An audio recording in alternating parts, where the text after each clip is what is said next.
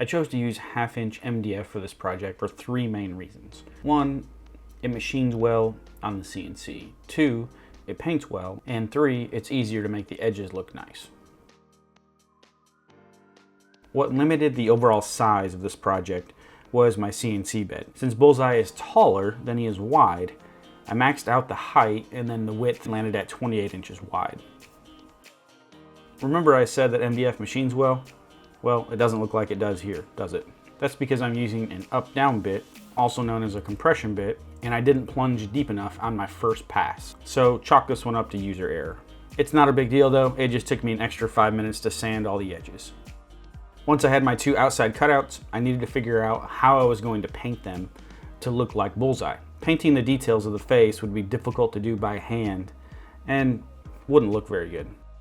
Again, like a lot of my projects, my wonderful wife offered to help, so we decided to create another layer to Bullseye. We would use an 1/8" plywood and cut out all the facial details and saddle using our CNC laser. If you're a really good painter by hand, you wouldn't need a laser to do this. But since we aren't very good painters and have a laser, this was our solution we came up with. At this point, the aesthetics were pretty much finished, so I moved on to turning it into a functional wagon. So I had an idea in my head on how I was going to build this, but I also knew that I needed to figure some things out as I went. One thing that I did know is that I had to build the wagon around this car seat. My son can't sit up on his own yet, so he would need his car seat to ride around in. I started by cutting 2x4s to 24 inches long. I would use these to create the width of the wagon. I attached them using pocket holes and wood glue. Something I learned on this build is when connecting 2 different thicknesses of wood together using pocket holes, you need to set your pocket hole jig and your drill bit depth to the thinnest material thickness. I needed a straight edge to reference Bullseye's orientation, so what I came up with is I used the edge of my workbench and a 2x4 as my straight line reference. This matters because I'll be attaching wheels to the bottom and I wanted Bullseye to look even, not like he's running downhill or uphill. As soon as I put this car seat up here, I could tell the width was too large.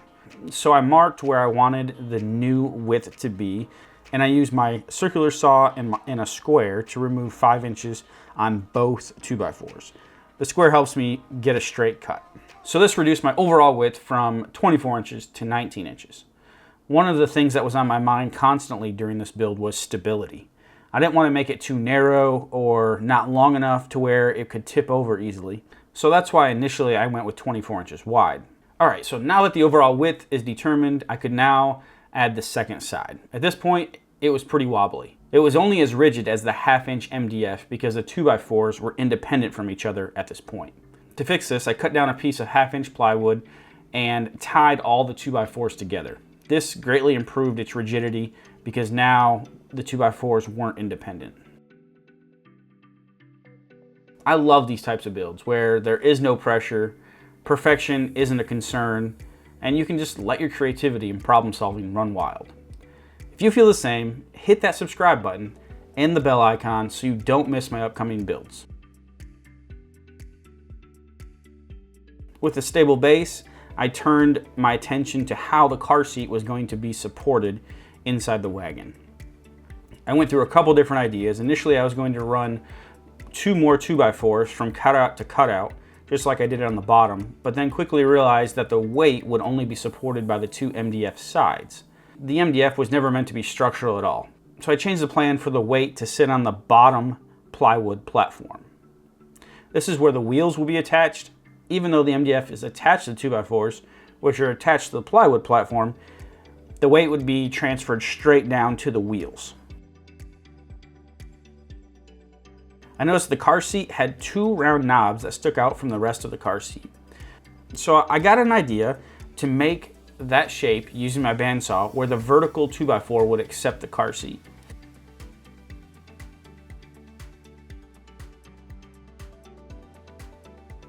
I added a shorter 2x4 where the front of the car seat came down, and it was a matter of adjusting the length of that 2x4 before I connected it to make sure I got the angle of the car seat correct. At this point, I was pretty pleased with how the car seat sat in there. It was very stable. The only part I needed a solution for was something to keep the car seat from flipping over backwards. What I ended up doing was I found these small chains in my shop from a previous build. And so I took those chains, wrapped it around there, and screwed it into that front post. Now this thing isn't going anywhere. For the casters, I used fixed wheels for the back of the wagon, and I used rotating wheels for the front of the wagon. For the handle, I decided I would make one out of plywood on the CNC. So I jumped into my CAD software real quick and designed this simple handle. Once I cut it out on the CNC, I took it over to the router table and put a nice round over on the edges just to clean them up. And then I attached it to the wagon using an old cabinet hinge.